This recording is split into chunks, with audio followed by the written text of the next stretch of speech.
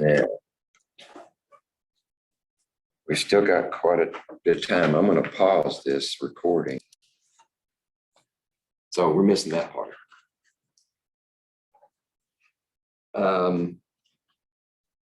Let's see. And then the chapters that we're going to cover, plus the title of the chapters, are in the next two columns.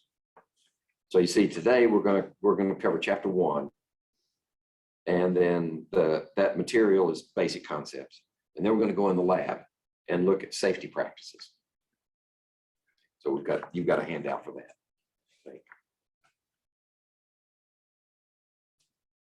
It must have been that one that's empty. Everybody got a copy of safety practices? Okay, if they were missing, I think I've got some extras.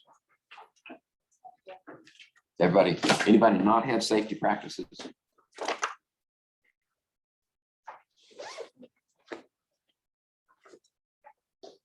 Let's see.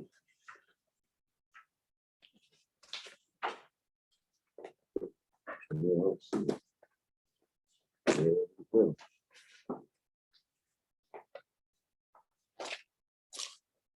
Okay, everybody's got a copy.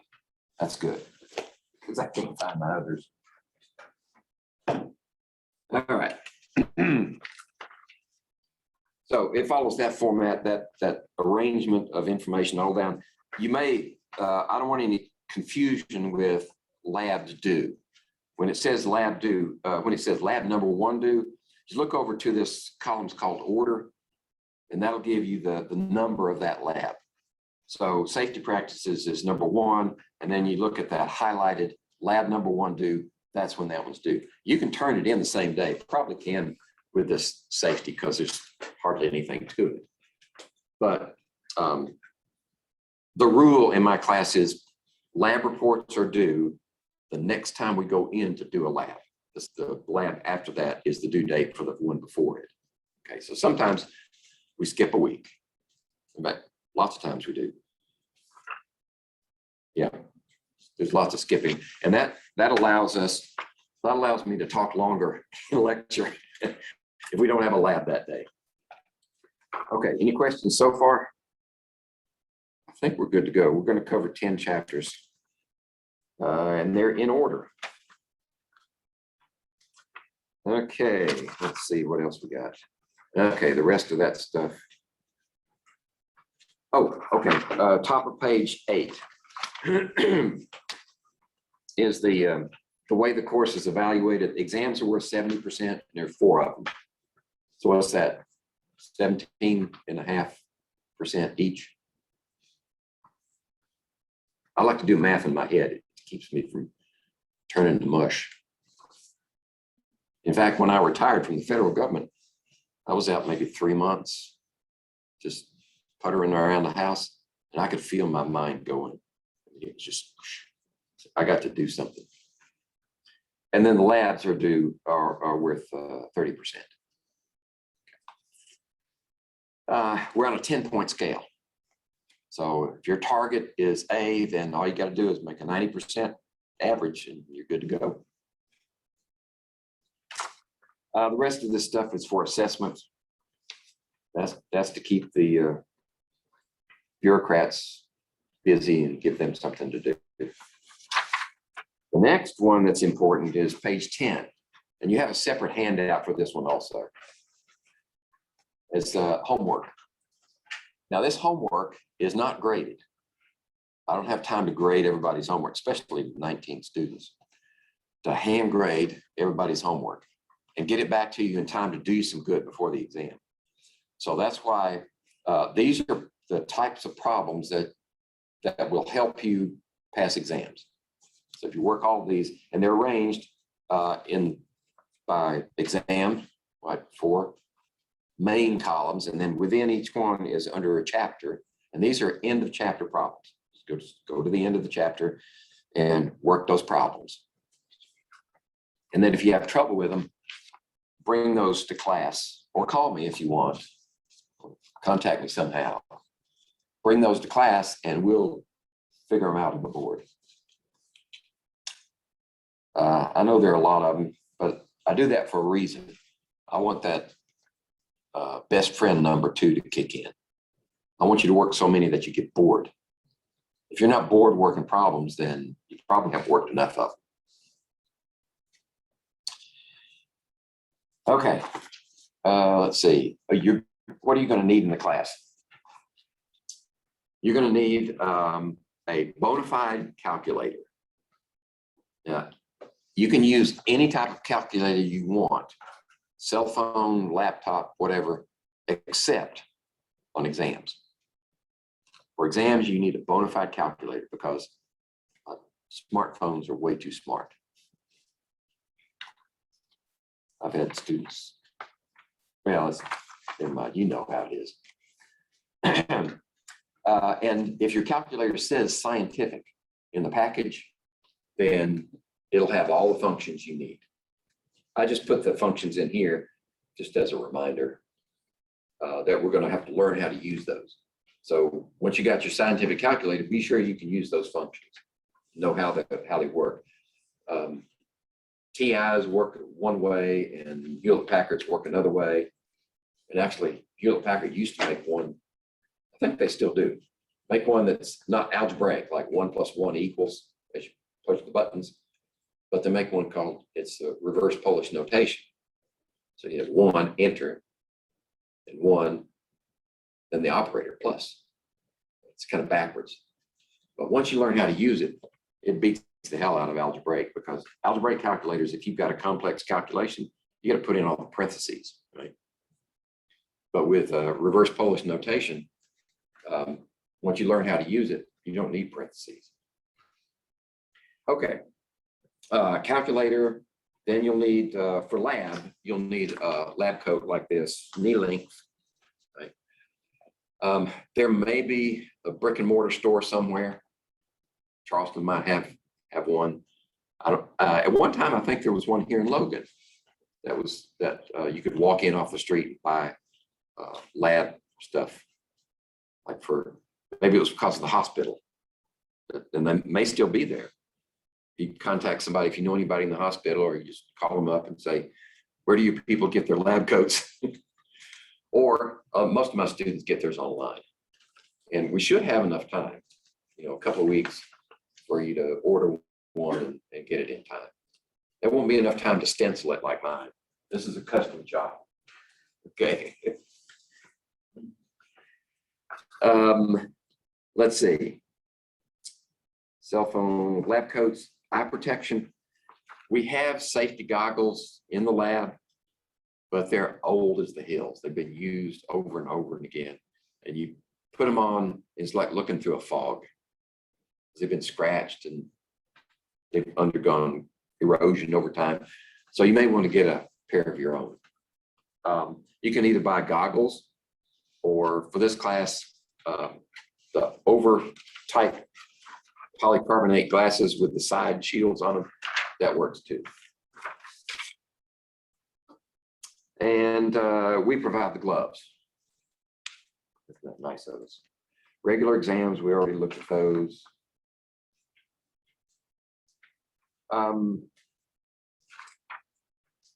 It'd be kind of hard to make up exams if you miss one, because I'm only here once a week. But case by case basis. I mean, if you've got a family emergency and you can't be here, I understand it. We'll try to work something out. But otherwise, if you miss an exam deadline or a lab report deadline, there's a penalty, 1% per day. So it adds up pretty quick. So you can figure after maybe a couple of weeks, it's probably not even worth doing it. Bonus and extra credit. There will be some bonus. There's actually 2 bonus projects. One of them, you picked up the this one right here. Getting to know the periodic table. Okay, that's extra credit. And following these instructions, you're going to actually fill in a blank periodic table. The only reason I did this one and added it as a bonus for incentive purposes is that it will help you understand how the periodic table is arranged. And I forgot to bring our periodic table in here. I got a place for it. I got to go in the lab and put it up. But we won't depend on it too much today, so I'll have it up here by the next time we meet. So I want you to not only do the periodic table like that, but you're going to need to know the symbols too. So that's what this one is for. This periodic table. I couldn't find one to satisfy me on downloadable, so I just went into Word and created it myself the way I like them. And that way I could annotate it, and these red boxes surround the symbols that I want you to memorize. There are 118 elements in the periodic table, and I want you to do about 60 of them. So memorize those symbols and the elements that they belong to. Notice that there are no names in this table, so you got to look them up, and that's part of the memory process. You know, but it's a funny thing about the human mind. The things you remember best are the things you struggle with. I still remember things, test questions that I missed as a sophomore in high school. They haunt me today, but I don't forget them. So if you struggle with something, then you're more likely to remember it. And so you have to go look up these names. Probably in the front cover of your book, there's an alphabetical list, and you can correlate them. Now, how do you memorize these things? The best way I found is you get a stack of index cards, about that size, and just go through and write the symbol on one side and the name on the other. And that action, that process, will also help you remember them, making your own cards. And then you just flash through them, right? I got that one right, this stack. I got that one wrong, this stack. And you go back through the wrong stack and work on those until you get them all in the right stack. And then you start all over again until you go through it. Well, I'll be conservative, 3 times and get them right every time. And then you're pretty certain. I had a music teacher, saxophone teacher, that used to tell me, if you want to be sure to perform in public with all the nerves and the jitter and all that stuff, you need to practice until you can play that piece through 9 out of 10 times with no mistakes. So, but 3 times is probably good enough for us. Okay, you don't have to memorize any of that other information in the boxes, right? That's what the table's for. You just need to be able to recognize the symbols, like Fe is iron or H is hydrogen, and be able to find it. So that's a pretty tall order to begin with, but it has to be done. This is the language of chemistry, the symbols in that periodic table. That's your, I don't know if you call it a vocabulary or an alphabet. That's your alphabet. Vocabulary, the words, those are the letters. The words are compounds. You write your compounds and name them. Okay, and then sentences would be equivalent to chemical reactions. You write out the reaction, like the reactants yields products. That's a sentence structure there. Okay, we'll get to that. Oh, I put a schedule in here too. Okay, so there's some duplicated stuff. All right, the last one is not, you can read it if you want, but it's there for the bureaucrats. Assessment. Actually, a lot of this stuff that they put in here is for the Higher Learning Commission. So that when we go up for our accreditation review, we can prove to them that we're doing what they told us to. Okay, any questions about the syllabus? If not, let's see.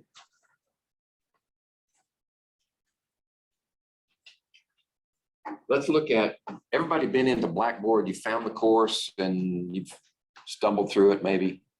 Okay, I want to just look at it for a second and draw your attention to some salient points. By the way, everything I hand out in class, and I do lots of handouts, is also in Blackboard. So if you lose a copy or you're absent one day, you can find everything you need in Blackboard. You just need to know how to navigate it. Do they, when you were looking at my Blackboard course, did it have a similar structure to your others that you've seen? Yeah, that's good. Okay, so here we are on the landing page for Southern and online classes. Let's see. It's going to make me sign in again.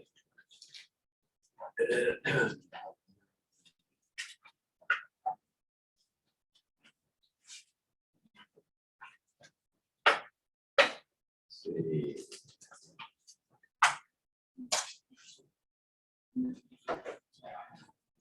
There we go. So we got to find the course, and let's see, 203 Fall 21. There it is. All right, I'm going to switch over to student view, so you don't see any of my private stuff. Okay, course information. If you just start here, syllabus. This is going to give you another copy of the syllabus somewhere. I've got a course tour in here. I created a little video for that. Interested. You can also, if you don't have a copy of Microsoft Office, you can get it here. You need a valid Southern email address, and they'll ask you for that when you download it. Let's see, the other stuff is dictated. I have to put that in there. Syllabus, here we go. Here's a syllabus. So there's a copy of the syllabus. Let's see, is that the right one? Yeah, that's it. And then there's some other stuff they make us put in here. I thought I had my schedule in here. I never put it someplace else. Oh, the schedule's in the syllabus anyway, so never mind. And then this is a link to all the other stuff. But you can also go, you don't have to go through that, right? Just come down here to course materials and learning modules, and that'll take you to all the meat of the course. There's also a link to Zoom. Since I'm Zooming this class through Southern's account, then there's a link here. So let me just click on this one. So what you'll see is a list of the dates, meeting dates, and then over here, join. So just be sure that you've got, like one says today, you're going to join live, and then just click on join, and you should be able to get right in because this is linked through, and any security is taken care of by your login to Blackboard. So let me go back. In fact, of course, it's going to do that. No, it won't let me. Zoom is funny that way. By the way, I talk to myself a lot. I guess I'm like Albus Dumbledore. Since I talk to myself, I find it instructive. He was in the astronomy tower right before he got zapped with the killing charm.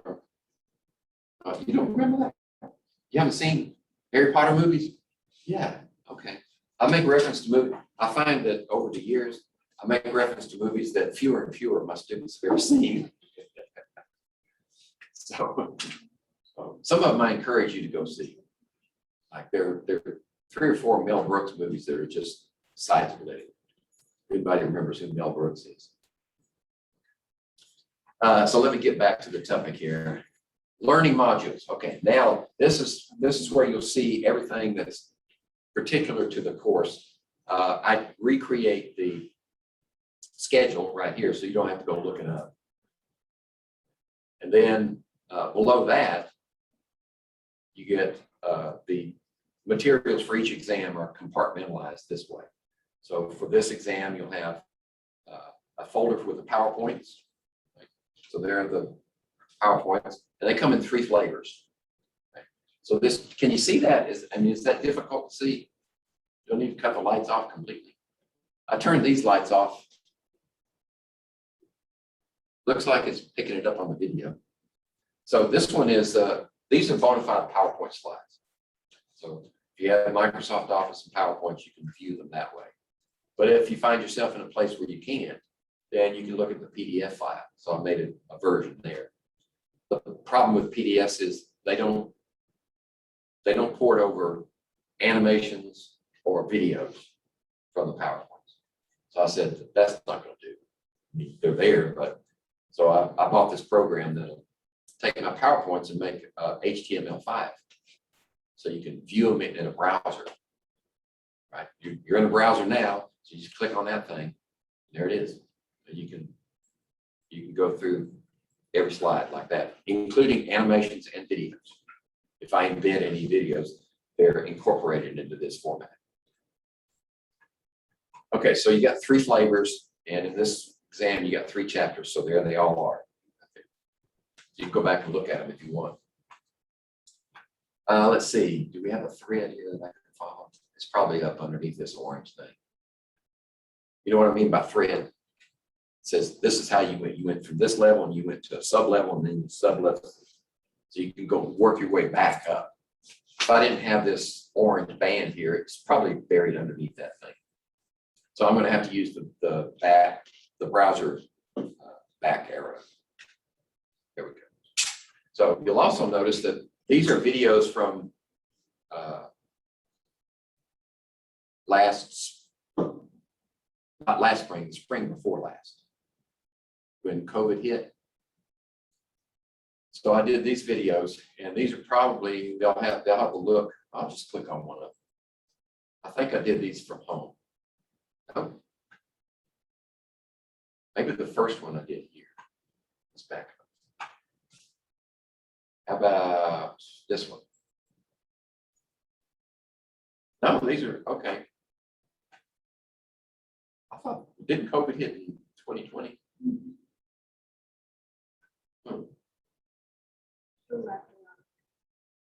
Okay, yeah, okay, let me move on. Well, it'll have to be a later version. Anyway, those videos will look like that, and just be sure and check the date. Right? If you want a video that we made here this semester, then it'll have this semester date, like something in the fall 2021. But you can go back and look at these earlier ones if you want. And then this is what a review session would look like. And then I've got, this is your know these elements, that periodic table that's got the red boxes in it. That's another copy of that. And then here's extra credit. If you start working through and got your colored pencils and you're drawing in the periodic table, and you make a massive boo-boo that's uncorrectable. And you go and print off another copy. I have a question. If we do the extra credit, Yeah. Do we have to take a picture of it and submit it on Blackboard or bring it to you? But you can bring it hard copy. Yeah. You can go in here. This is set up so that you can go in and there's the document right there. And if you miss that day or you leave it at home, then you can, and by the way, this extra credit is not due until the exam for chapter 1. Okay, so you've got time to do it. You just browse your computer for the document. You know, if you take a picture of it or scan it, then you can submit it that way if you miss giving it to me hard copy. And then don't forget to click submit. Okay, because it'll never get to me that way. Let's see, let me back up. Let's see, I had a thought. Oh, I forgot to mention extra credit. There are 2 extra credit projects. There's this one, and in the second exam, there's one for naming compounds. So I've got a list of names or compound formulas, and depending on which one it is, you either name it or you write the formula. So that gives you some extra practice plus credit. But occasionally I have extra credits embedded in the exams too. And they'll be clearly identified as extra credit. They're usually on the high end of difficulty, because what's the point if they're not difficult? But there are opportunities. And if you find yourself suffering toward the end, you need to contact me as soon as you're having trouble. The sooner the better. It's kind of like deflecting an asteroid that's headed for Earth. The sooner you find it, the easier it is to move it. Because it only needs, it's far away, a small angular deflection will send it off away from the Earth. But if you let it get really close, you got to move it a lot to make it miss the Earth. So if you're having trouble, we need to find out about it quickly. And what I try to do for exams is as you complete them, give them to me and hang around, because I'll start grading immediately. And if I'm lucky, I don't know, with 19 students, if I'm lucky, I'll get them all graded before you leave. So you know where you stand and you can take corrective actions. I didn't say final exam. We don't have a final exam here, I don't think. I think I just do the 4 exams. Yep, just the 4 exams. But there's not enough time for finals. I guess I could make time, but it's already, this course is already compressed enough.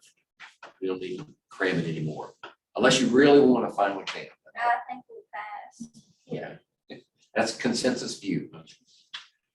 Okay, so that's for chapter 1, and the others are in that format. Let's see, is there anything else? Oh, labs. So we'll go down. Here's another homework version, so you don't have to go look it up. And then lab exercises. Okay, so the exercise here that says introducing graphing techniques, it has some graph paper built into it because we need to draw graphs. But if you run out, I mean, if you mess up one, then there's extra graph paper here. So you can print out some more if you want, or you can use your own, whichever the case may be. This is the one we're going to do today, safety practices. And it's still set up for online submission, but you don't have to do that. You hard copy hand it to me when it's due. This is like a holdover from the COVID days. I had to allow my students to do that. Otherwise, what's the point? Okay, so all the labs here are available. And we have 11 of them scheduled. So we're gonna, and the lab reports are all informal versus formal. There's a formal structure that I imposed on my my 213 class that you're not subject to. You get to do informal reports, which just means hard copy, and you complete the hard copy, paint it in. So you don't have to have a publishable format, which is basically what I make my 213s do.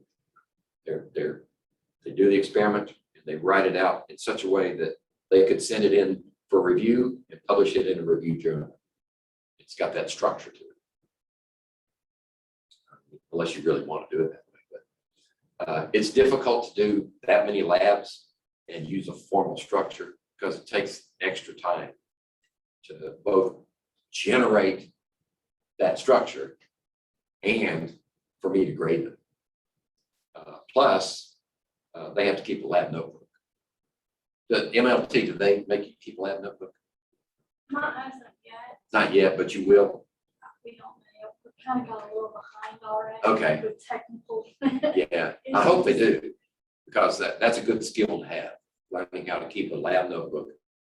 Because lab notebooks are a record of what you did.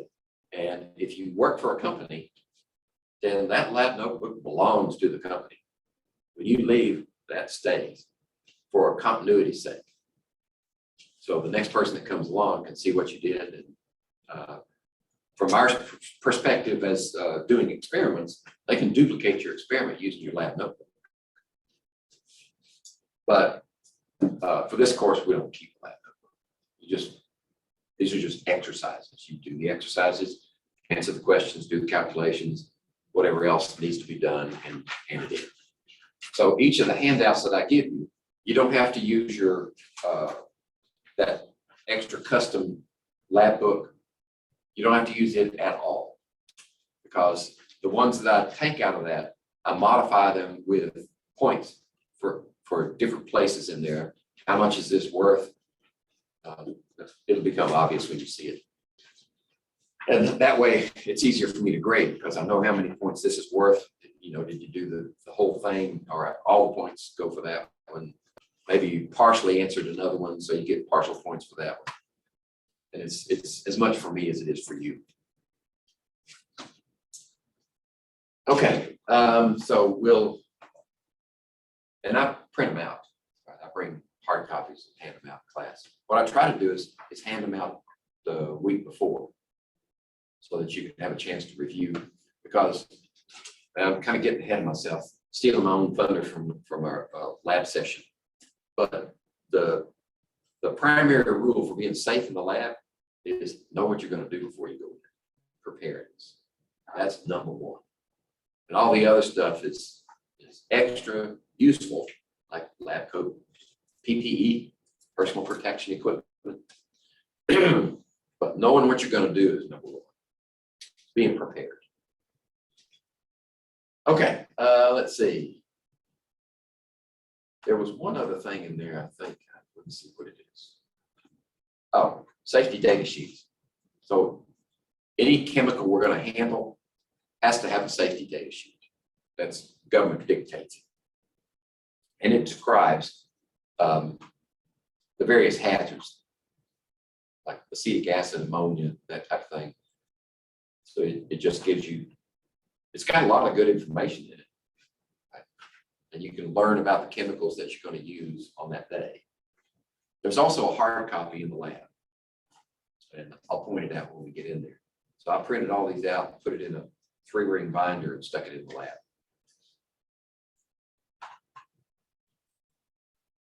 Okay, any questions so far? I think that's all there is here in Blackboard. Let's see. Yeah, that's it. Okay, so let's get on with actually talking about, so we'll sort of lead up to chemistry. We'll talk about general stuff that's common to all sciences first. And then we'll get more and more specific as the chapters unfold. Okay, exit preview, yeah, we can do that. And then that HTML version of the PowerPoints has come in handy in the past. I've had a couple of occasions where I couldn't get my PowerPoints to work. So I just go to Blackboard, call that thing up and carry on. Okay, so let's get this down and out of the way. And I should have PowerPoints already loaded for chapter 1. There you go. Make a slideshow. Let's see, how many? 69. 9:45 already. Let's see, when are we supposed to break for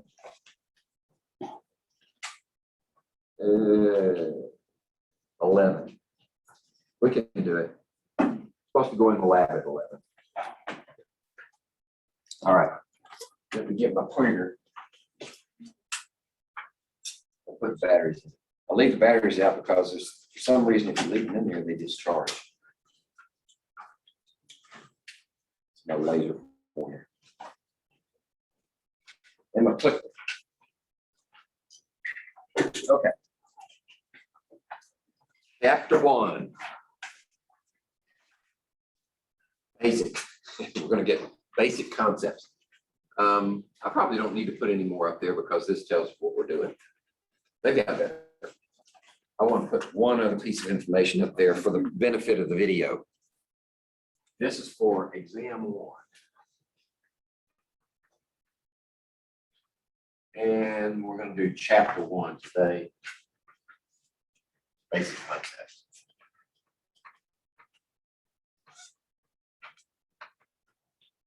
Then if I have to talk with my hands, then I got a place to write over here. When I did this at home, did the video at home, I had a whiteboard behind me, and I turn around and do that. So when I processed the videos, I had to, well, actually, when we were Zooming, I had to share these, and they would be in a share screen, and I'd be in the other screen, and the students could size their screens to make me small and make the PowerPoints big. And then I had to, when I generated the videos, I had to, actually I bought in a program that allowed me to splice them together. So I've learned how to edit videos and in the process. That's come in handy. Because I go back and look at the videos, sometimes I say, wait a minute, did I say that? That's wrong. So I can annotate the video and correct myself when I process the video. Hopefully I won't say anything wrong here, but if I do, then when I process the video, I can put a subtext. Okay, so let's get to the topic here. And it looks like it's picking it up okay. I had some videos that kind of wash out. Okay, this is just an outline of the things we're going to cover today. We'll eventually get down to, actually we are going to do names, atoms, molecules, chemical formulas. Okay, we're going to cover a lot more ground than I remember. That's the problem with teaching too many courses. Kind of forget. So what is chemistry? Everybody has sort of intuition about what chemistry is. But if you want to know what something is, don't listen to the popular media, right? The news channels, especially the alphabet stations, ABC, NBC, CBS, they don't know what they're talking about. They're just completely off the wall, and they're always agenda driven. So go to primary sources whenever you can.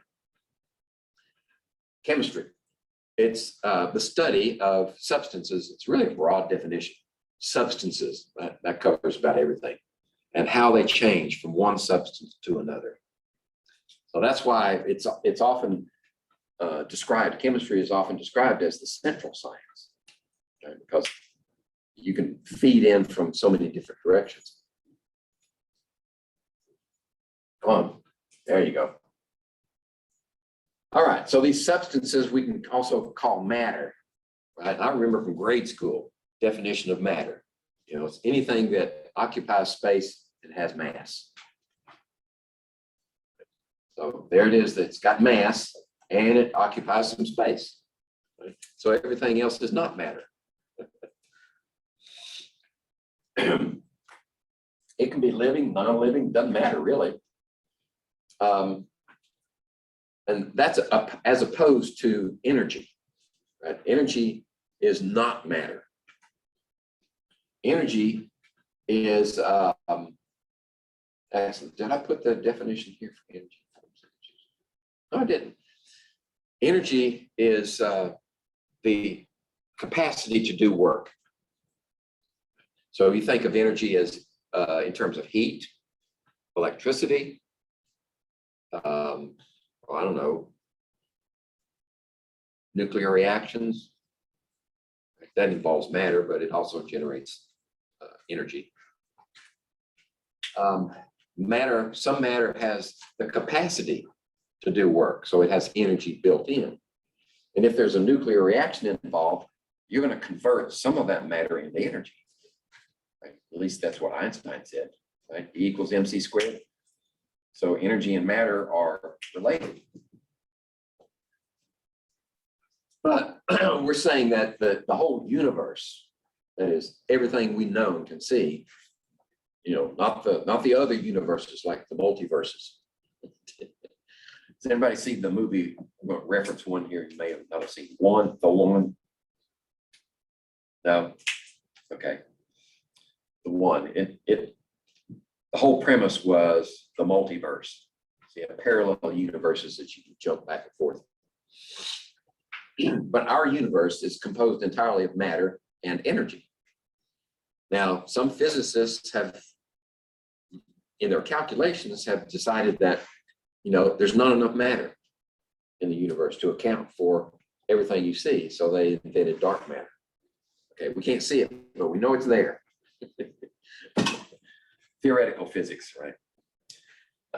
And then since Edwin Hubble proved that the universe is expanding, you know, then they said, wait a minute, it's expanding too fast. There must be dark energy too. So from the sublime to the ridiculous. I don't know if it's true. It hasn't been proven yet. What kind of particle what kind of matter can be there and you not be able to detect it some way. We've found that you can even detect black holes. Right? No light can escape them, but they do leave a signature. Right? You can watch, we've got a black hole at the center of our galaxy.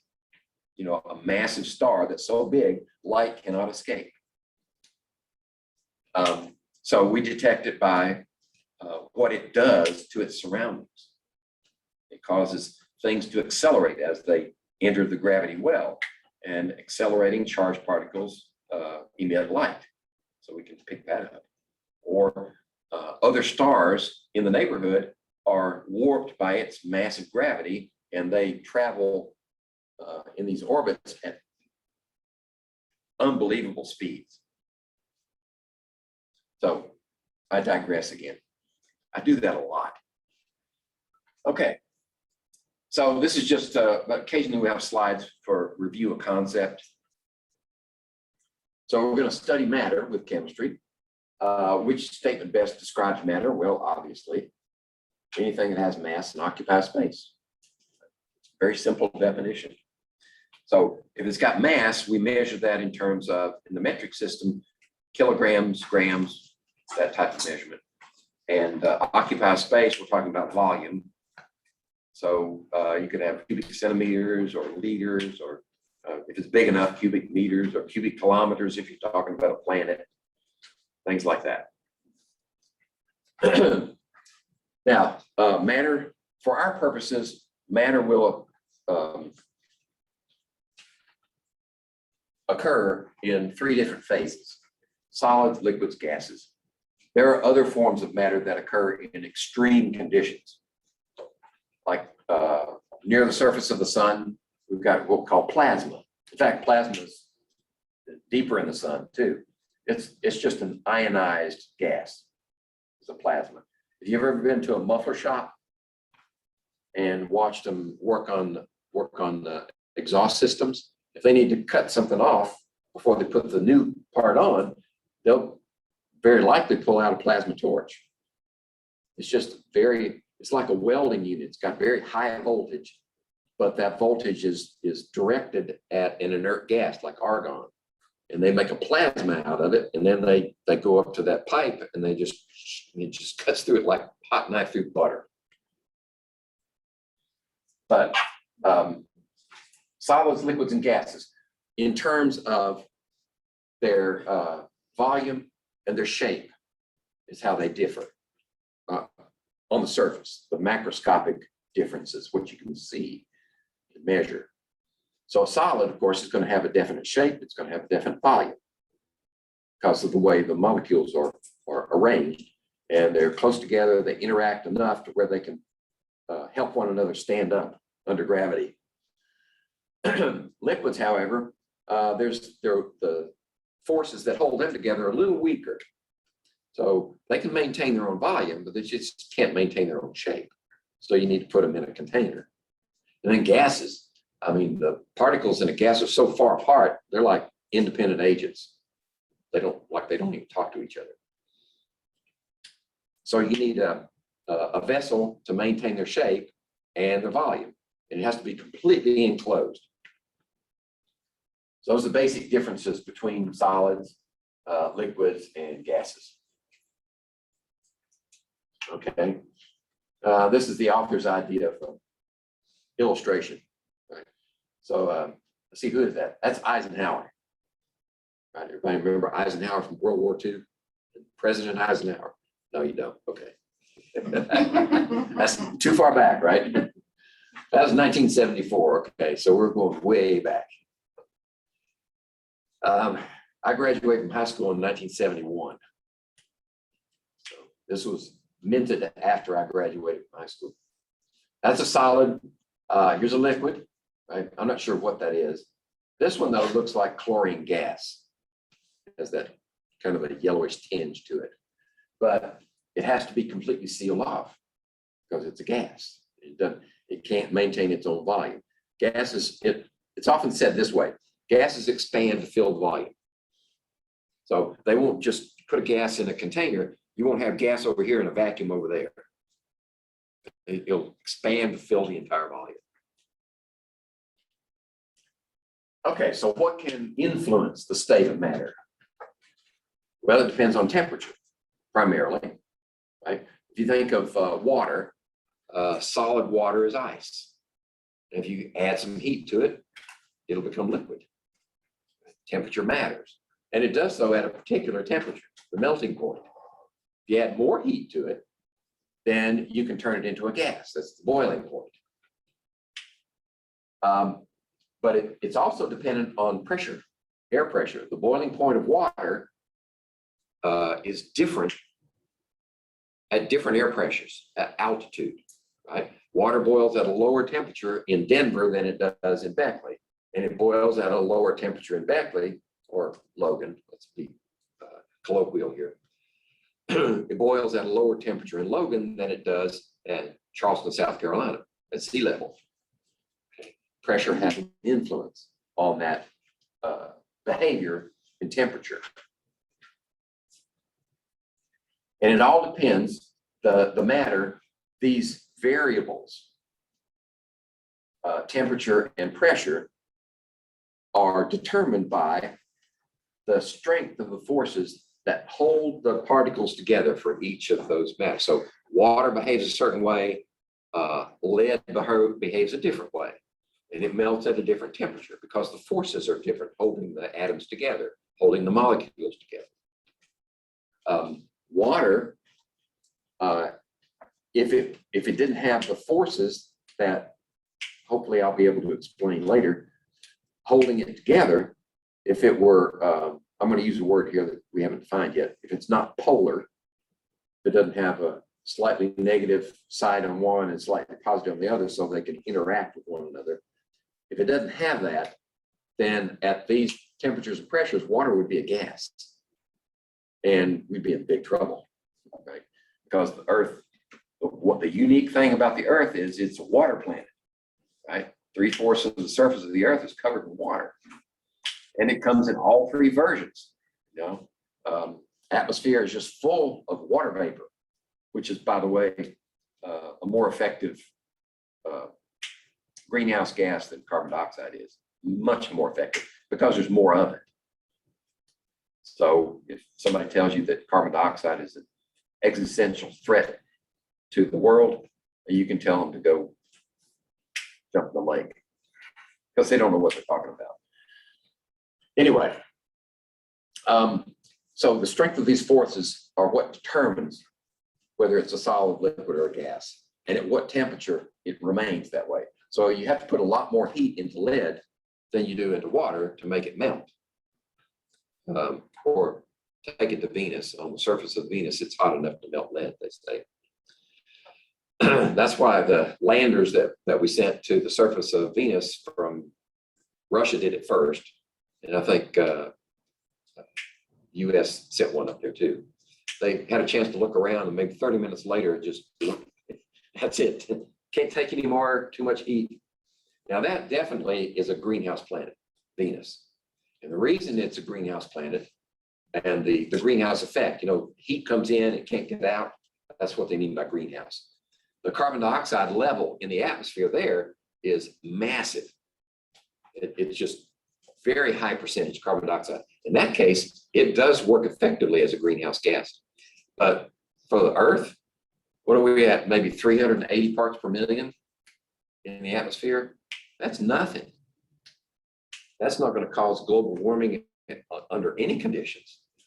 The primary cause of climate change on a global scale for the Earth is the sun. And you can track it over the years, the sunspot cycle. When there's sunspots, you get more radiation. And the sun goes through cycles, goes through an 11-year cycle. It peaks 11 years and then it goes back down. And after 11 years, it's here, and then it goes through another cycle. 11 years, it's over here.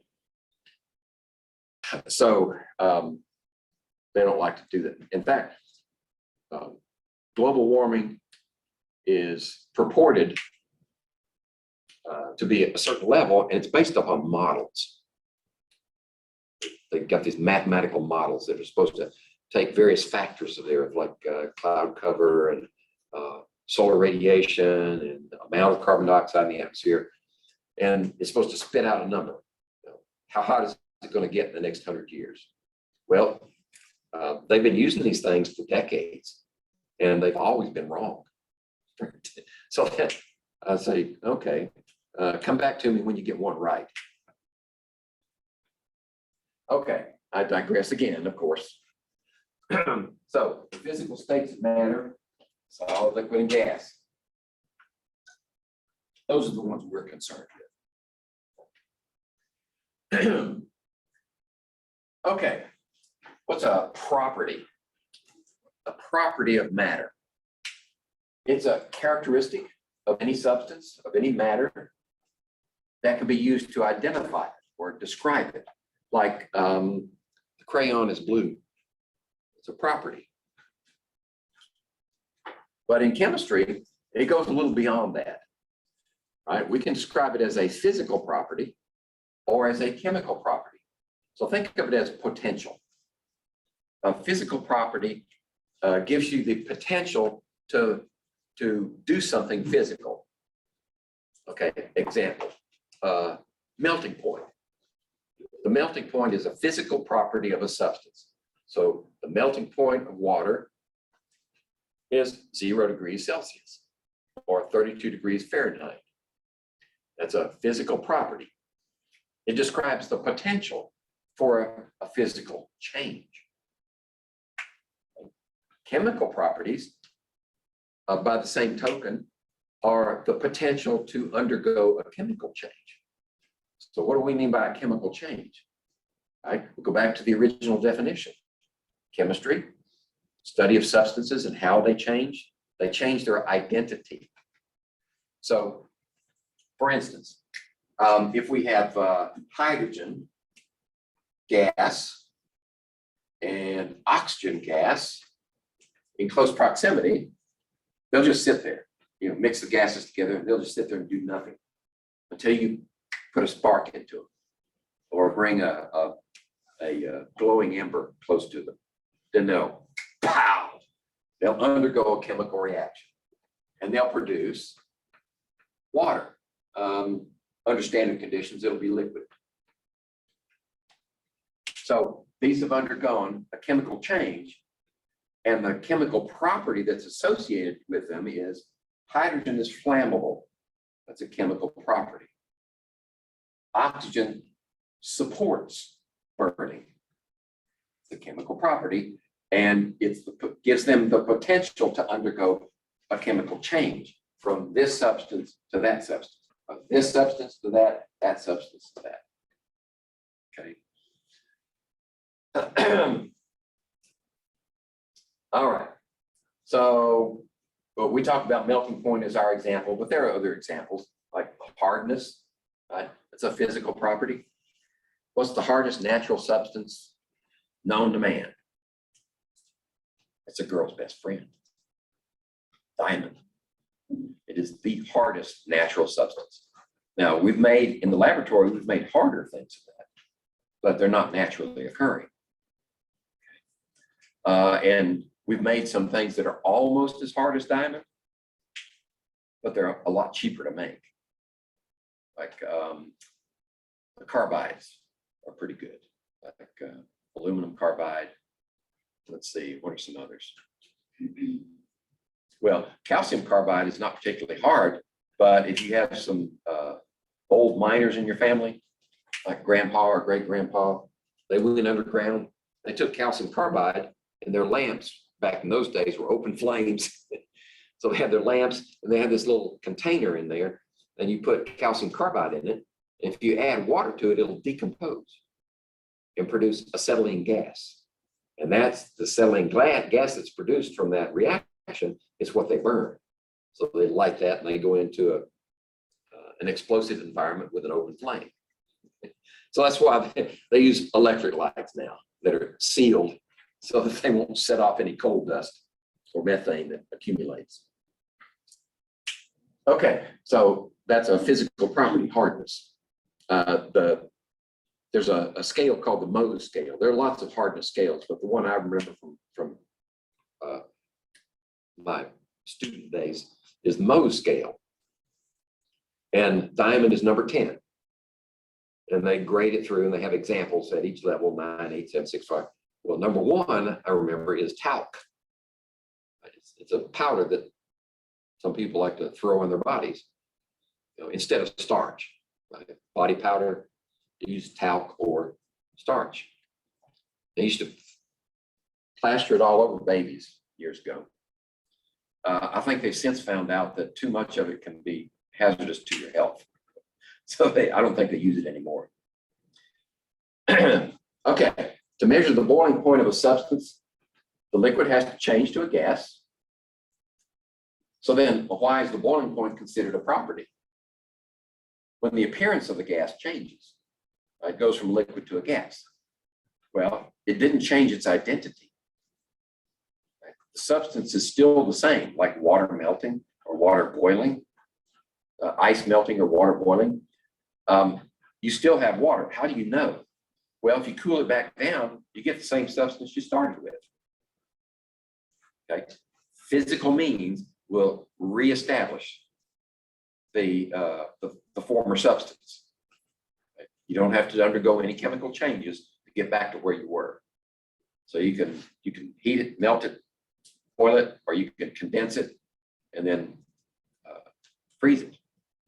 And you still have the same substance. So we know that's a physical change because physical action was required to reconstitute the original. It all has to do with the identity, chemical identity. So we characterize chemicals by how they behave.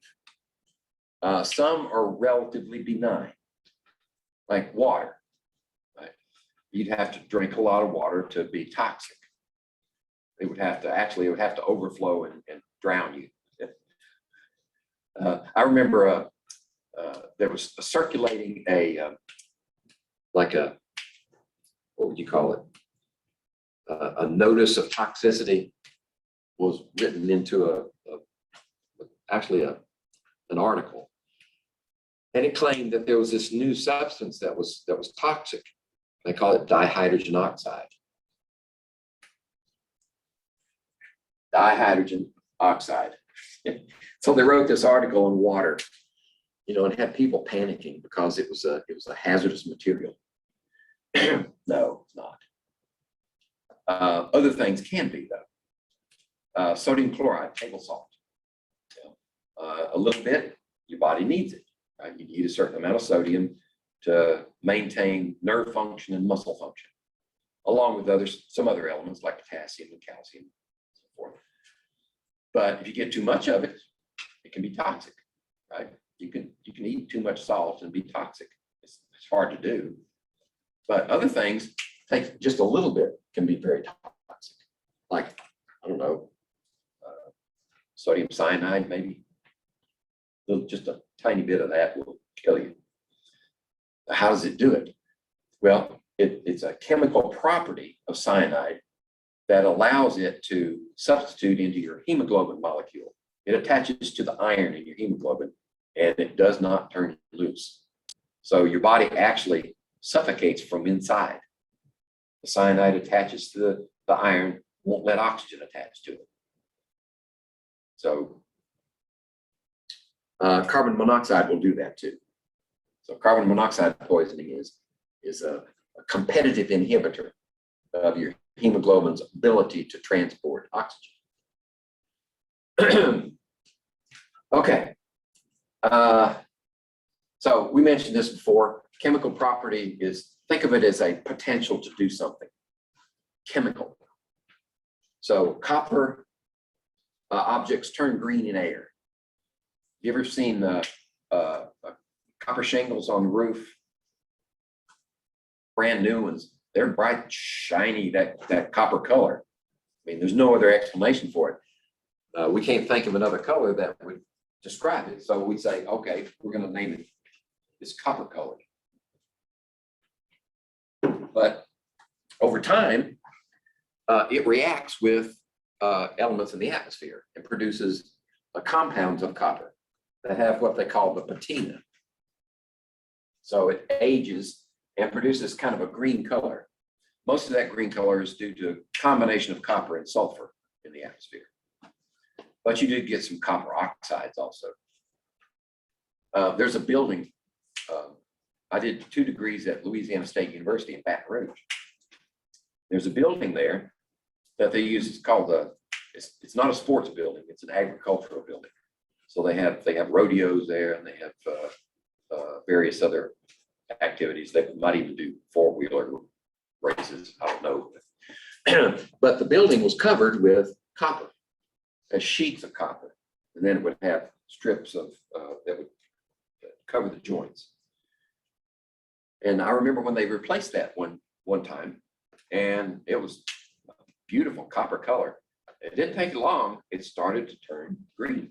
It was undergoing chemical reaction, and the property that we speak of is its ability to react and produce this. It's the potential to do that. That's the chemical property. The chemical reaction is actual doing of it.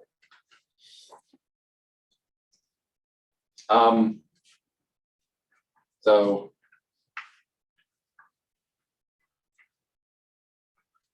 an example of, this is the one that's false.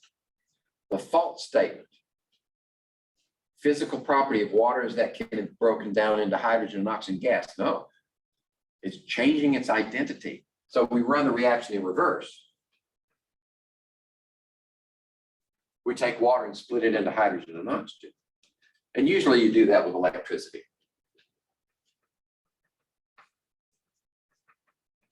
Called electrolysis. And this is, well, actually the holy grail of energy is fusion power, right? Make energy from the same reaction that the sun uses. And they're working on it furiously. But the other thing is, how do you get that electricity out and so it can do work? Well, we have a power grid, electricity can go there, but that's limited to individual endpoints. One of the things that chemists have been working on, engineers have been working on for years, is the fuel cell. So you can produce electricity by introducing maybe hydrogen and taking oxygen from the air and reacting them and making electricity directly. The space program used fuel cells early on. The Mercury, Gemini, and Apollo programs, they had fuel cells. They didn't have solar panels like so many of our satellites do now. They use fuel cells. And they took hydrogen and oxygen in this fuel cell, and this reaction generated electricity. Well, how do you get hydrogen? Well, there are a number of ways, but one of the most efficient ways is to use electricity and run the reaction in reverse and then collect the hydrogen. So a hydrogen fuel cell would be an efficient way to run an electric car, because all you have to do, you don't have to recharge a battery, you just fill her up with hydrogen, and then your fuel cell will make electricity as long as you've got hydrogen. Of course, the real engineering problem was, how do you keep that much hydrogen safely in a car, right? Because it's flammable, and you have to put it in high pressure cylinders to have enough of it. Well, they're working on that too, but I don't know how successful they are at it yet. I haven't looked at it in several years. So there's the Statue of Liberty, covered in copper, right? And within the past decade, I think it was reclad. In fact, they went in and redid the structure because it was starting to corrode and fall apart, because that's right, sitting right out there in salt air. So if it's got anything, the copper is not a problem because it's just on the surface, but the structure inside was could have been a problem. Okay, let's classify each of the following as physical or chemical property. Iron metal rusts in atmosphere. The ability to rust is chemical, right? Mercury metal is liquid at room temperature. That's a physical expression. Nickel metal dissolves in acid to produce a light green solution. chemical. It actually reacts with the acid. And one of the indicators is, well, this is not definitive for physical or chemical property, but one of the observations you can make is this color change, right? And we have a lab that we're going to do that speaks to observing chemical changes or physical changes. Down the line a little bit. Okay, so I'm going to move on before I completely run out of time. Let's see. All right. So we've got these substances, and how do we define what they are? A pure substance is a kind of matter that is characterized a certain way, has an identity, and if you subdivide it, you keep breaking it apart, subdivide it, cut half, half, half, half, eventually you get down to the single unit of that substance. And there's no other substance in there with it, right? It's only that kind. That's a pure substance.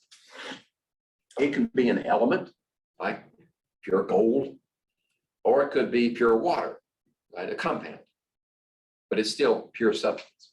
It has that identity, and it has no mix of identities because other substances are in there with it.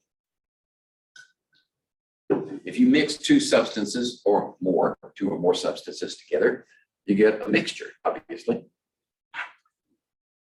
We try not to make it too complicated in chemistry. This is a word that most people understand, so we'll use it in chemistry too. Only we'll give it a definition.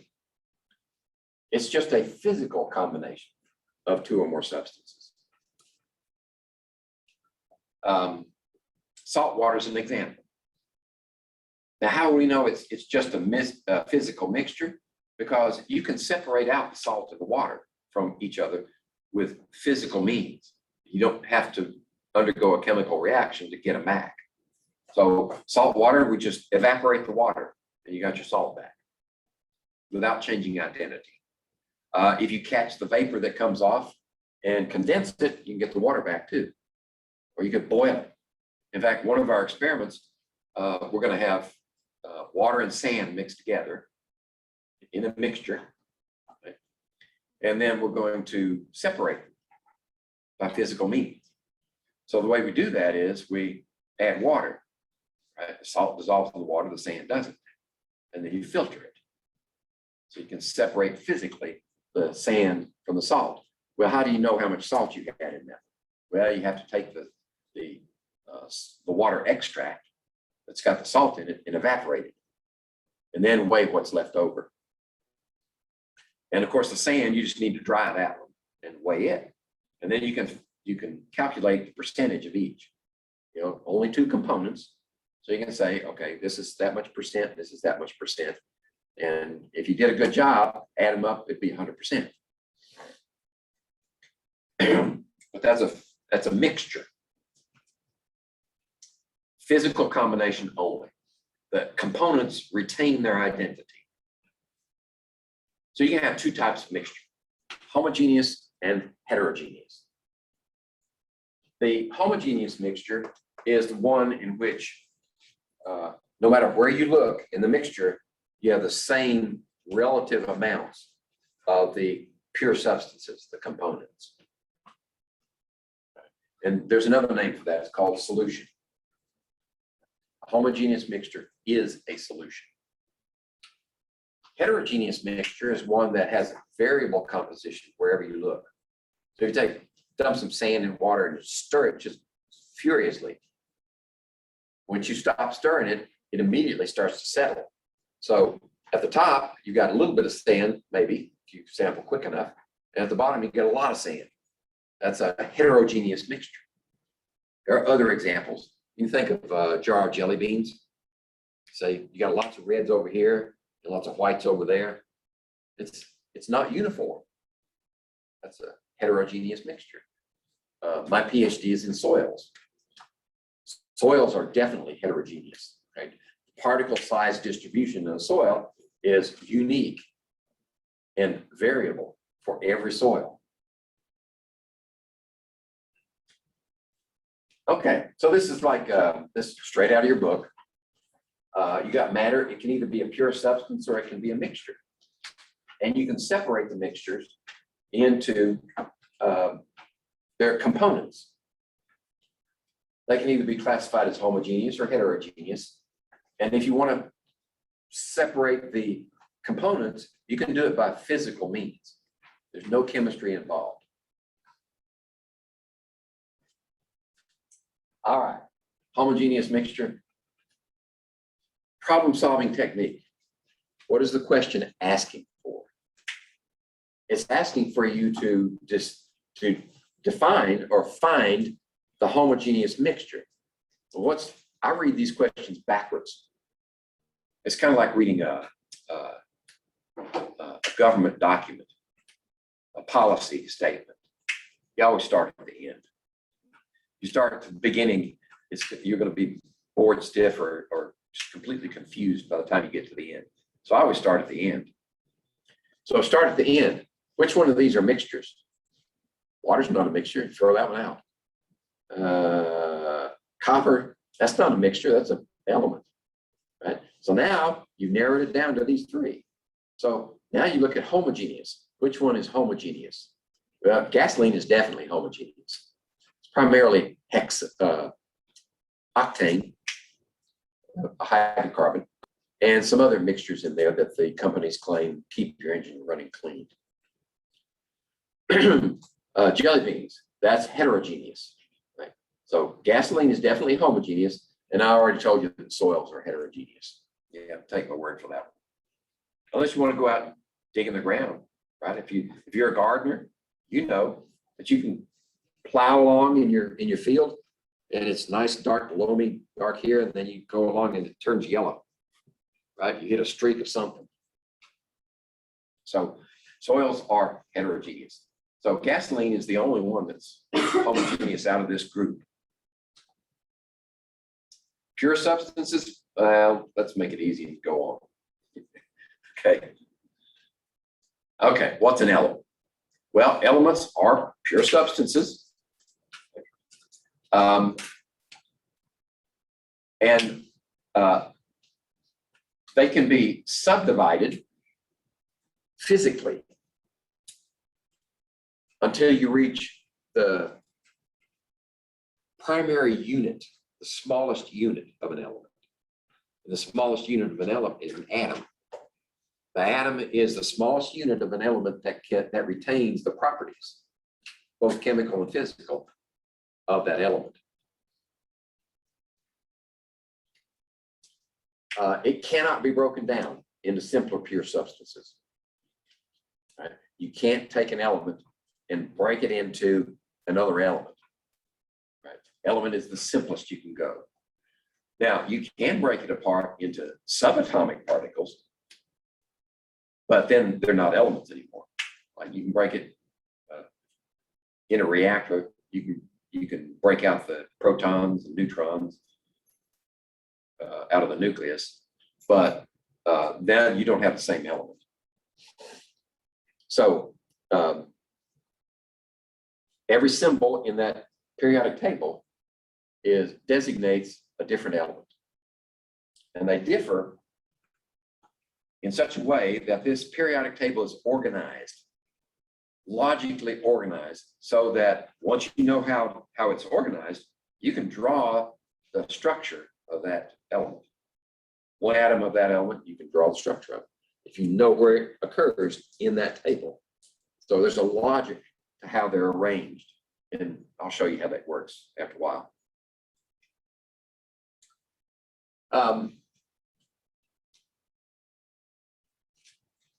All right, so what's a compound?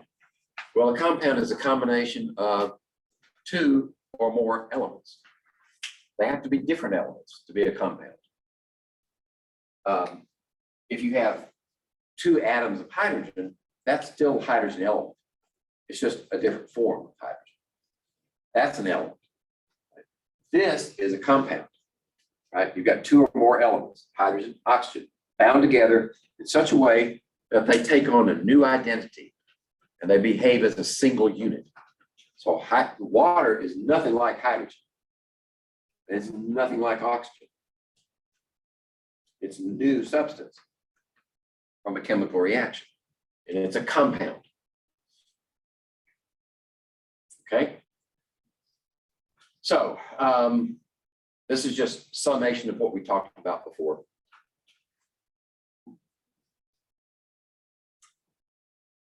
Let's see. Oh, this is a good point to make.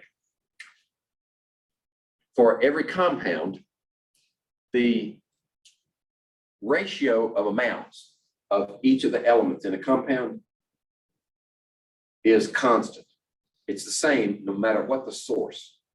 So if we react hydrogen and oxygen to make water, then it'll have a certain composition. Like here, it's 11.2% by mass of hydrogen and 88.8% by mass of oxygen. It's always that same every time, no matter where the water comes from. So we could make water from an acid-base reaction.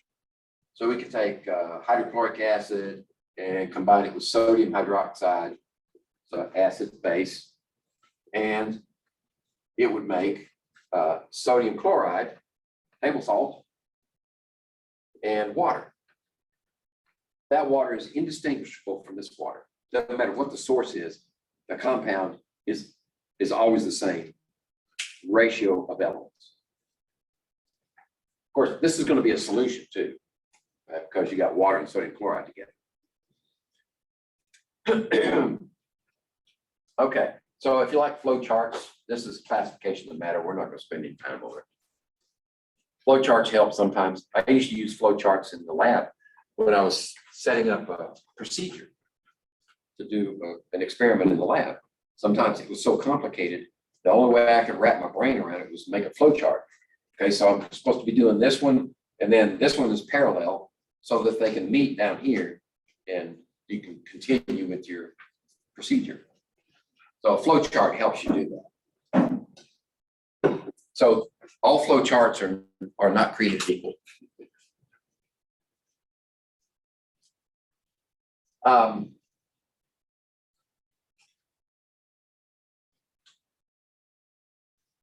Okay, if we're going to classify matter, we look at it in a logical sequence. This is a problem-solving technique, or what they refer to as critical thinking. You go through it step by step. Does the sample have the same properties throughout? Maybe it does, maybe it doesn't. If it doesn't have the same properties throughout, then it might not be a pure substance. It probably isn't a pure substance. So then it's a mixture. So how many substances does it have? Are there two or more different substances? Okay, it's a mixture, let's say. How about the pure substance? Can it be broken down into simpler substances? If the pure substance can't be broken down any further, it's an element. But if it can be broken down by chemical means, then into two or more elements, then it's a compound. So there's a logical sequence of steps here. Difference between an element and a compound. Element can't be broken down and a compound can. It's just that simple. So there are 118 elements in that periodic table. Used to be, they did not all have names. They had sort of placeholder names. Like before they named the element with an atomic number of 111. They called it unium. This means 111. Right? That was before it got a real name. Now they all have agreed upon names by IUPAC, which is the governing body for naming everything. This is the International Union of Pure and Applied Chemists, IUPAC. Oops, did I skip something? Okay, 88 elements are naturally occurring, and 30 of them are only available from synthetic forms. And most of those synthetics are radioactive. They're not stable. And that's why you only find 88 of them in nature. Because if they were ever formed in nature, they disintegrate, they change. They go through nuclear reactions, which I don't think we're going to cover that in this class. We're trying to stick with chemistry, not physics. Oh, excuse me. Okay. So based on the number of atoms in the universe, right, not the mass, but the numbers of atoms, hydrogen by far is the lion's share. So there 91% of all atoms in the universe are hydrogen. And most of the rest are helium. So where do we find those? Well, in interstellar clouds and stars. That's where they're located. And then this little sliver in here is everybody else, right? All the other elements.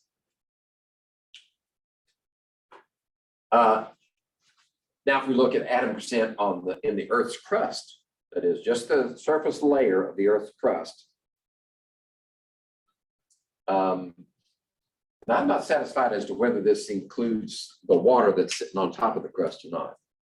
Let's just, for argument's sake, say it's not. It's just the crust, right? The surface, the part of the Earth that floats on top of that liquid underneath. Most of it is oxygen. The reason for that is, well, I don't know about the history of the Earth referencing to this, but I do know about the chemistry. Most everything in the Earth's crust is a compound in some form or other of oxygen. So there's where all your oxygen is located. It's in oxide compounds of the various elements in the crust. And then most of those are silicon oxides, silicon dioxide, or some other type of complex compound.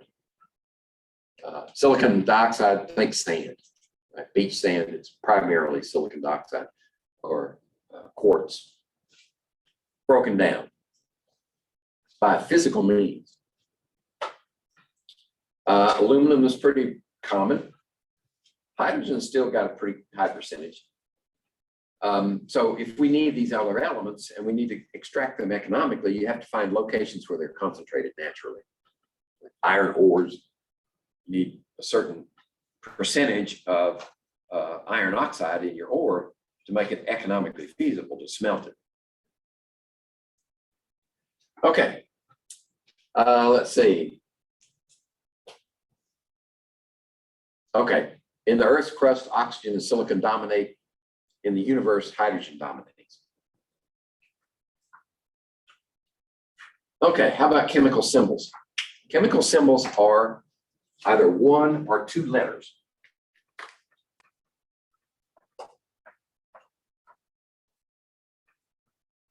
Now I wish I did have my periodic table. Let's see, what time is it? 10:35. Quick peek here.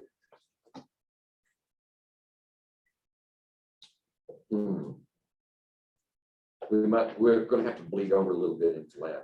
Does anybody need a bathroom break? Okay, let's do that. And I'll go get the periodic table and slap it up there in the intro.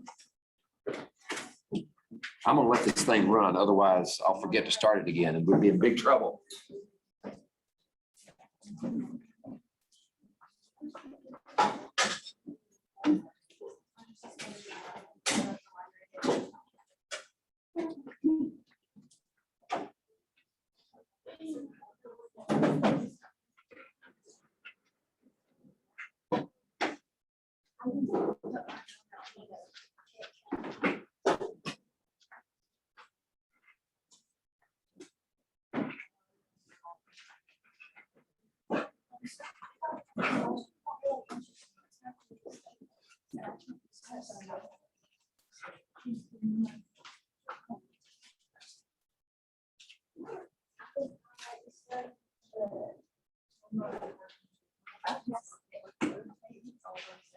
If I'm As this class is on better grade, so because of it. I better pass it though. Can't take it anymore.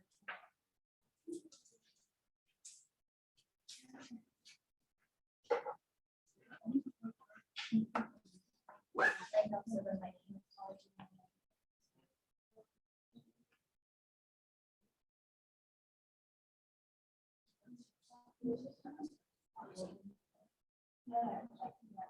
He seems nice too, but like sometimes it's just like one big.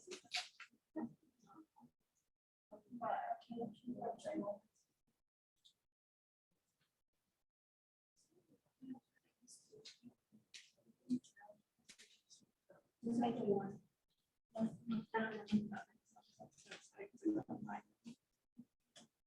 I've never had, I've never had time to make it about. They like Frank is actually tries to do a couple of our even better grades. Yeah.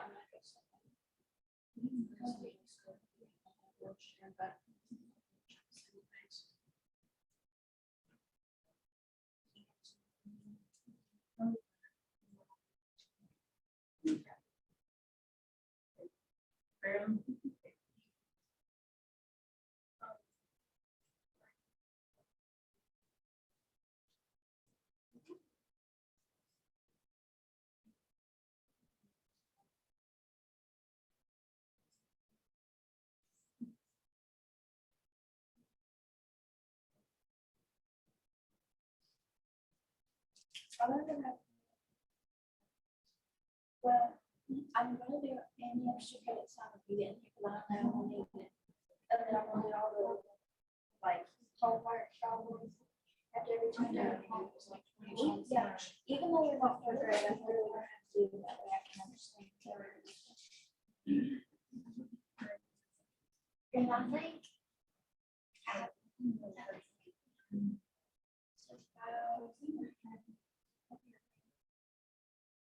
Is that how it is? Let me see if you put 75 or higher than that for third grade. Yeah, it's not really nice.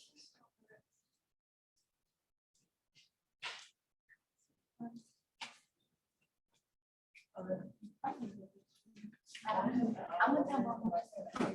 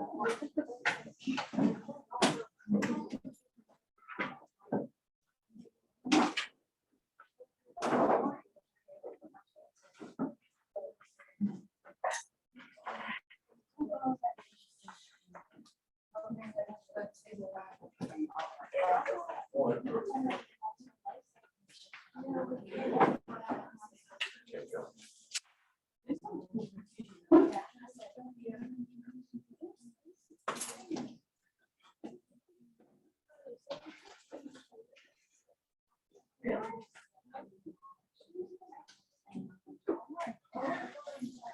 Yeah.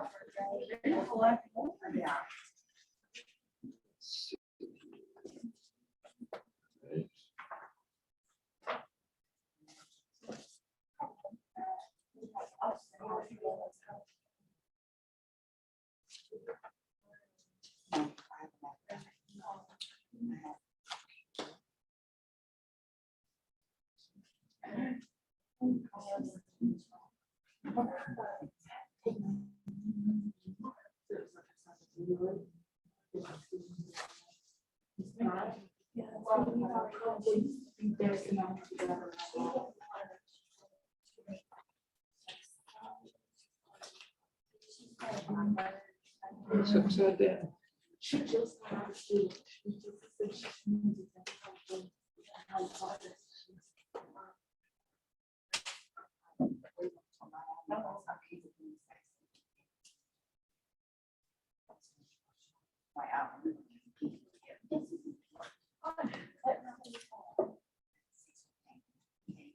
is the only way I can take it.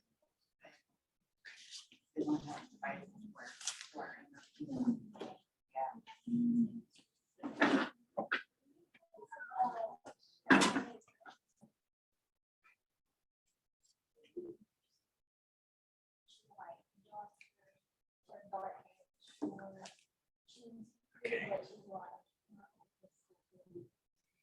that is true. That is true. You know how I Papa know he's crazy? Or regular friends. She's pretty, but she's not. you're like, you're pretty, but I'm confused. She don't look nothing like her siblings. We're coming to the first See, my friend, Yeah. and what's his name? Days after something. Crazy. Yeah. Then I'll be on her good right here. So we just put shows on together, we ride the churches together, and love her.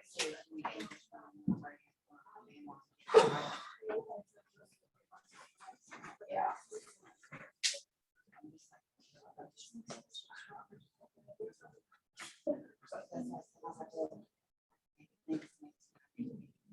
You know.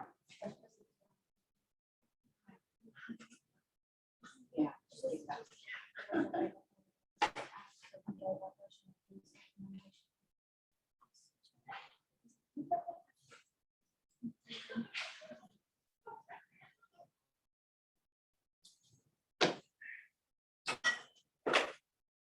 I'm hoping now that we're face to face again, that I'll lose some weight.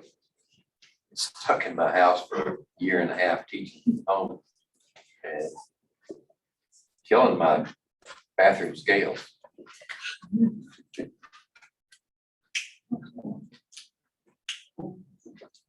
Okay, is that everybody back? 2, 4, 6, 8, 10, 12, 18. Okay. Let's see. Chemical symbols. Right. We're sort of going to ease into naming compounds. We actually won't learn the rules for naming compounds until chapter 4, but we're going to get some basics here about how to write the symbols, what the symbols mean for each of the elements. The elements are composed of either of one letter. If it's one letter, it's always capital, like for hydrogen. There. Or if it's got 2 letters, it'll have a capital and a small letter. And obviously the reason that helium is this way and not something different like that is H is already taken. So we need an extra letter. This method of designating elements by this 1 or 2 letter was proposed by a chemist in let's see, when was it?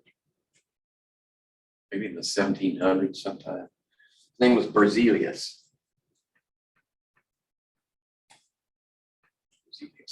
He was a Swedish chemist. It's surprising once you start digging into it, how many in that era, how many fine chemists and innovators came from Sweden and Denmark, Scandinavians.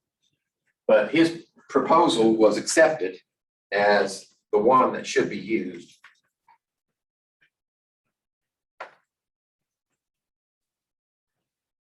There were a couple of others that were kind of weird. I'm glad they never made it through. This is the simplest way. And the letters that are used for the elements, many of them can be associated with the English words. Like, for instance, hydrogen, obviously. Barium, like Ba, that makes sense. Cobalt, Co, that makes sense. But then you get down to these funny ones like Pb for lead. How does that relate?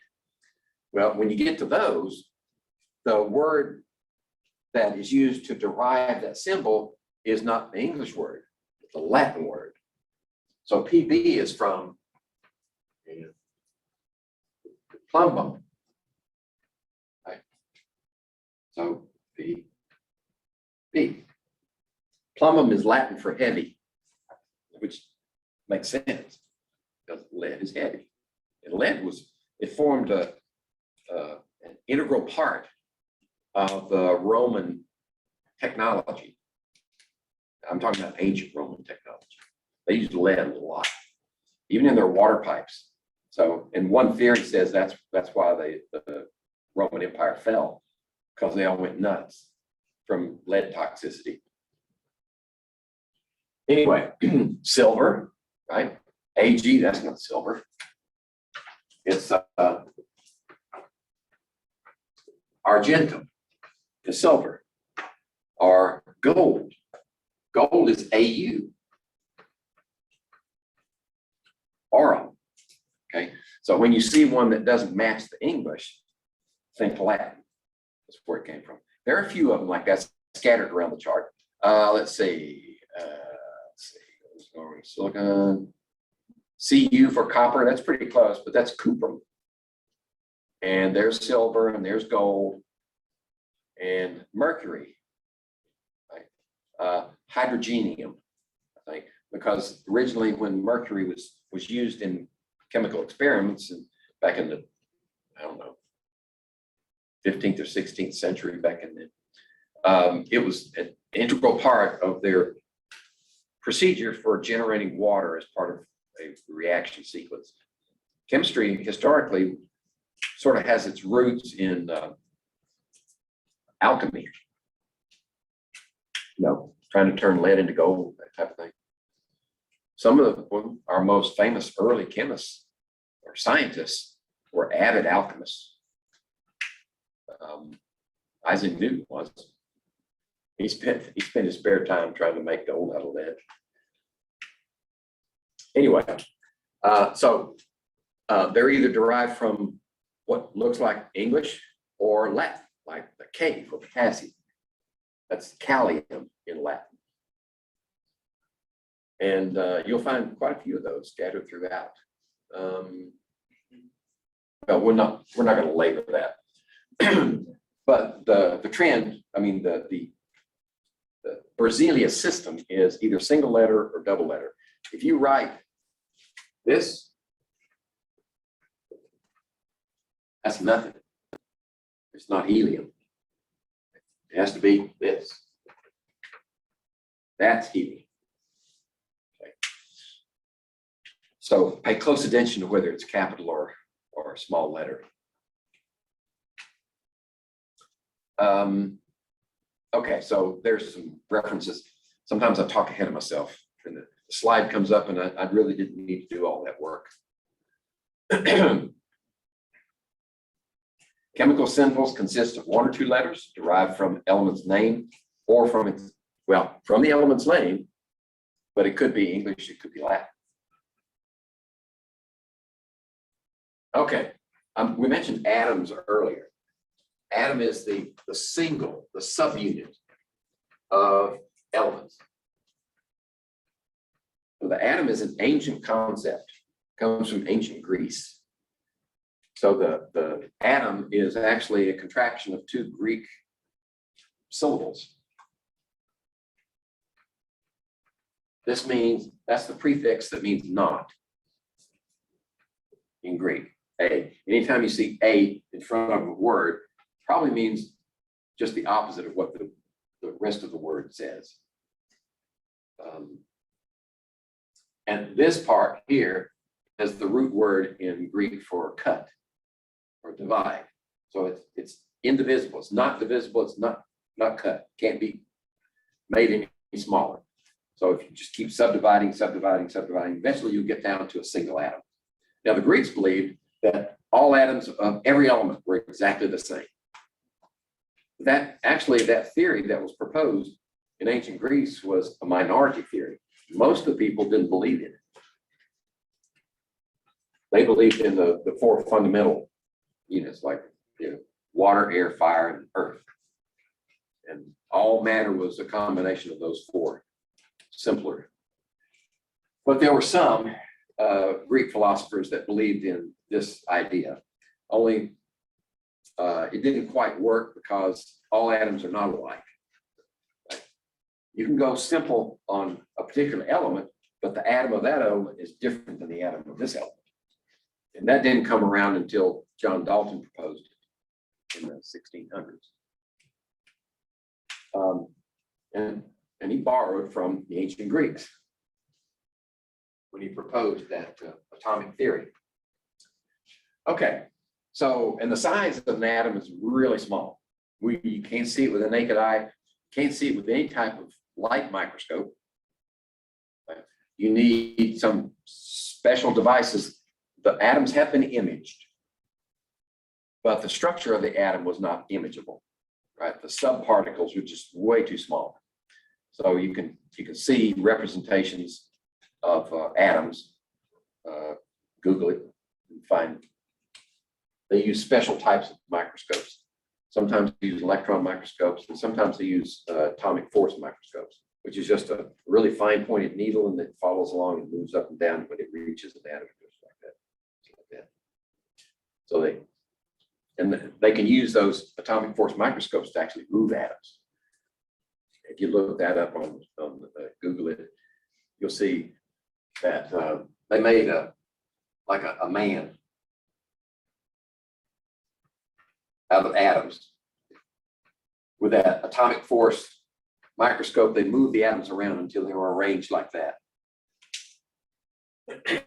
Okay, but atoms are very small.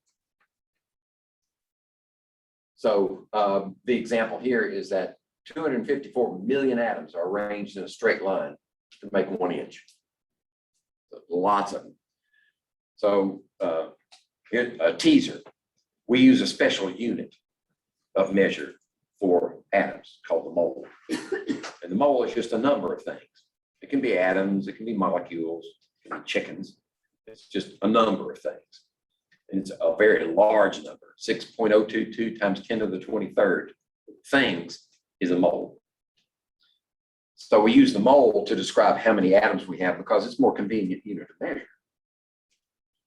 Let's see, I went too far, didn't I? Yeah, there's the atom. Okay. Molecules, of course, are combinations of 2 or more elements. We mentioned that earlier.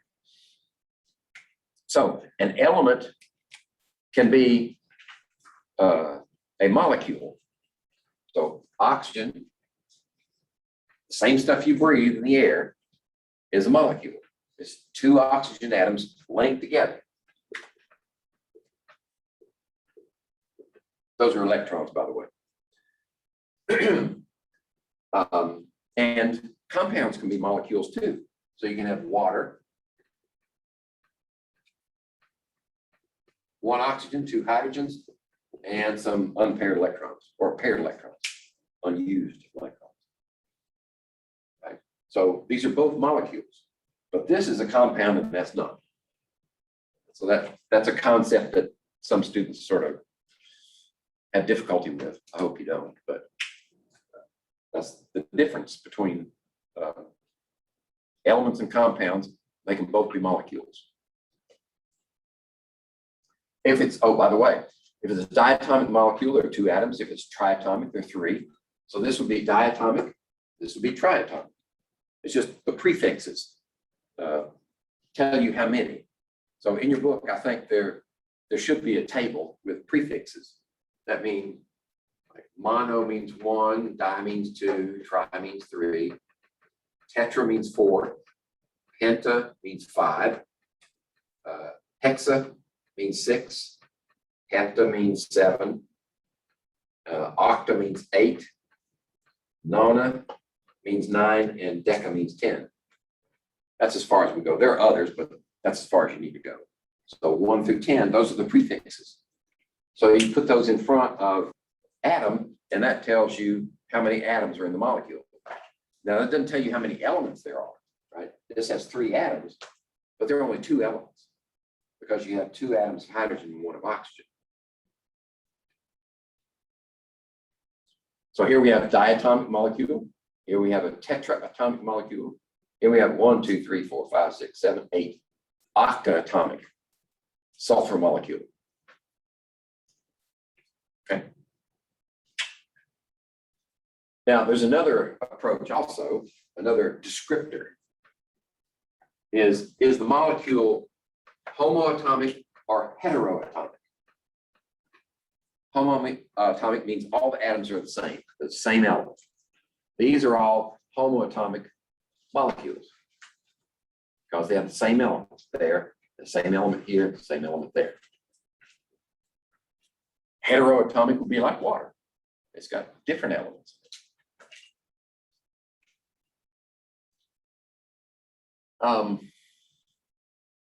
So this is a heteroatomic diatomic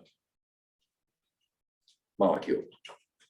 This is a heteroatomic triatomic. Okay, this is a heteroatomic tetraatomic, and this is also a heteroatomic tetraatomic, but they're not the same, right? Because this one has 1 of B and 3 of A, and this one has 2 of B and 2 of A. So how about this one, right? You got 1 xenon, which is a noble gas, right? It's right down there. All of these are noble gases, which means they don't play with anybody. They don't react. And you have 4 fluorine atoms. So fluorine is right up here.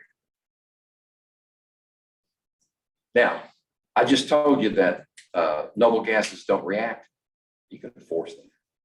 And that's what we've done here. We forced fluorine and xenon to react. Fluorine will react with a lot of things, but xenon doesn't like to. But you can force it. And chemists have made their entire careers out of this kind of stuff. Just focus on one compound and publish article after article after article, you know, for 20 years, finish your career and go retire. Okay, so this is what? Classify this as there are 4 there and 1 there. So it's a pentaatomic molecule. Okay. Is it homoatomic or heteroatomic? Well, it's hetero because there are 2 different elements in this case. And is it an element or a compound? Well, obviously it's a compound. Okay. Is it a pure substance? Yeah, as far as we know, there's nothing else mixed with it. That's a pure substance. Xenon tetrafluoride. Well, you'll learn how to name compounds later. But that's what this name would be. Which of the following are true? Well, all of them actually. The smallest particle of an element that can exist and still have properties, it retains the identity of the element, is the atom, the smallest unit of an element. A group of 2 or more atoms function as a unit. They're molecules. And molecules can either be diatomic, they can be homoatomic. These are different descriptors for types of molecules. So when we write a formula, this is a good place. Let me see. Let me look ahead just a second on my hard copy. So don't steal my own thunder. Okay, this would be a good place to introduce the topic, stream of consciousness. Let's say we have an element symbol, and I'm going to use X. That's a generic, right? If you look up there on the table, there's nothing up there with just a single X. There's xenon with XE, but nothing with just X. So I can use this as, this could be any symbol whatsoever. There are 4 positions around that symbol that are reserved for certain information. If this element has a charge, right, it's not neutral, it's either positive or negative, and it could be multiple positive or multiple negatives. Plus, 2 plus, 3 plus, it could be minus or 1 minus, or 2 minus, whatever. That charge goes right here. I need a new marker. Let's see if I got one hand.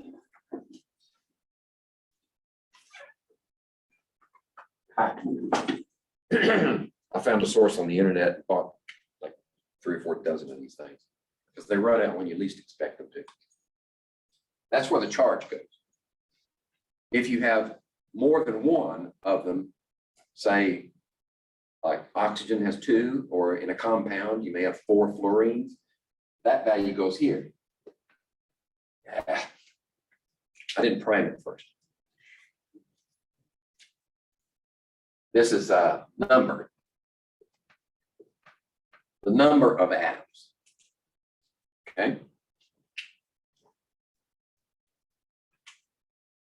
here, and we haven't talked about this yet, but eventually we'll get to it. Over here, this is the atomic number when we give that the letter Z. So that's, for your information, that's the number of protons in the atom. The Z, the atomic number, and the atomic number on this chart is right there in that red right here. So arsenic has 33 protons in its nucleus. And that's where you would put this information if you need the information. Many times when you're writing formulas and chemical reactions, you don't need that information. You only need it if we're discussing the nucleus of the atom. So that's optional. For most chemical compounds and chemical reactions, you don't need it. But that position is reserved for that information. And then this is the mass number, which is the number of protons plus the number of neutrons. Okay, and it's the same as this. You may not need it, especially if you're just writing a chemical formula for a chemical reaction, then you won't need that.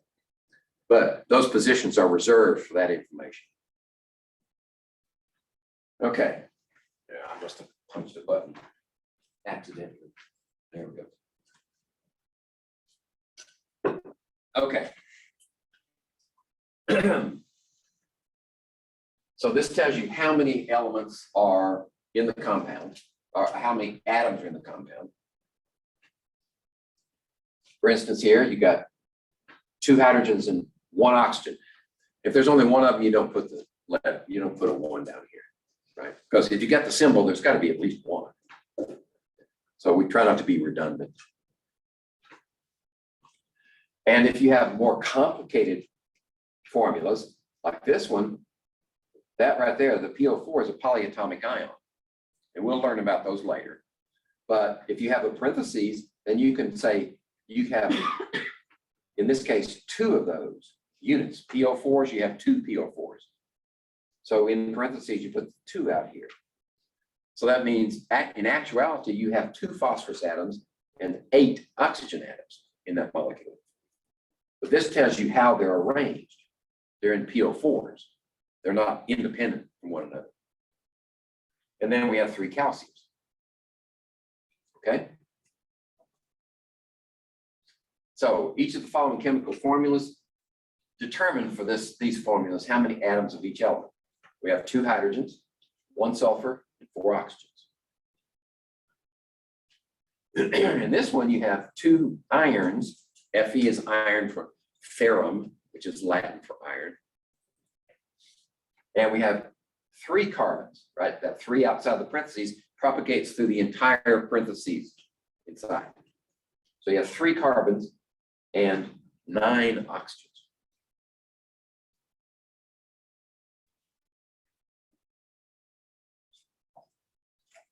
Okay. So when we write a chemical formula, you got to have 2 things. You got to have the symbols, and you got to have how many of them are there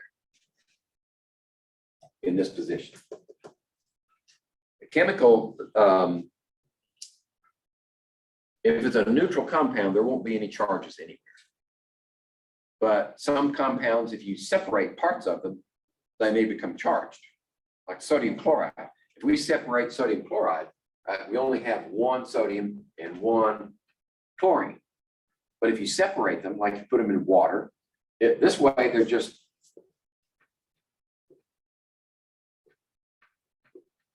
cubes. Right? You ever spill salt on the table? You take a magnifying glass and look at it. I'm the only one that does that stuff. Okay. They look like little cubes. Right? That's a clue to the internal structure, how these things are arranged. But anyway, if you put that in water, then these will separate from one another, and they'll produce individual ions like that in solution. Okay, so then they would need a charge.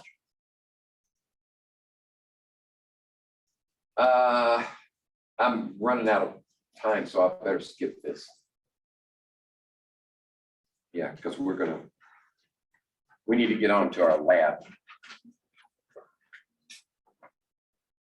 So let's see, what am I gonna need to take this back there? We're gonna go in the lab now so I can stop this. Stop the recording.